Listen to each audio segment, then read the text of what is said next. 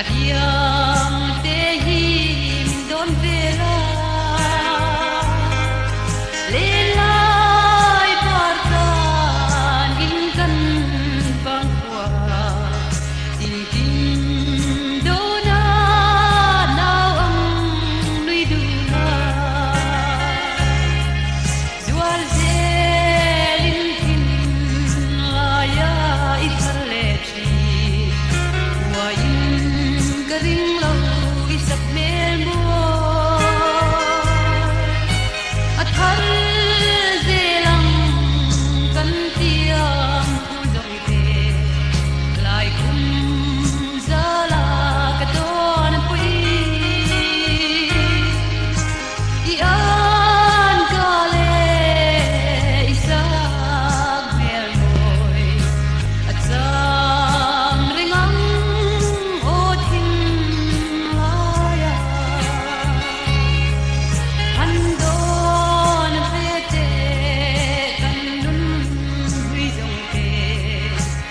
chuai don lo lung kan ruala nang ang nui min choi tang ema kadon ngam lo dram dang ipom tur tu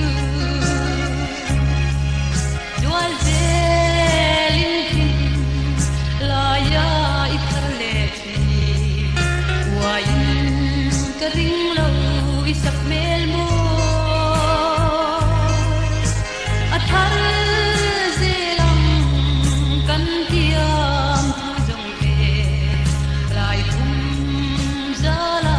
kadon poi ian kale isak mel moy at sam ringang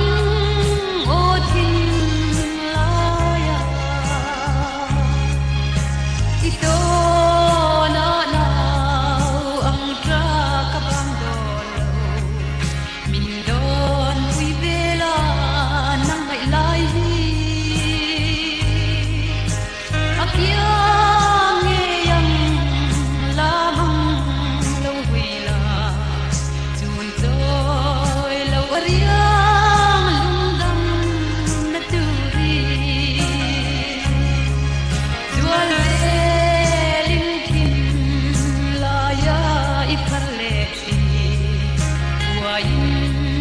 ring lâu isap mel mo at har zelang kan tiang thu dong te lai kum zala kadon pui ian kale isak mel mo at sam ringang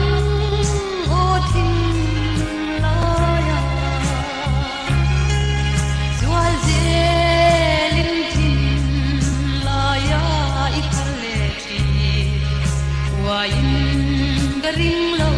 isap mel mo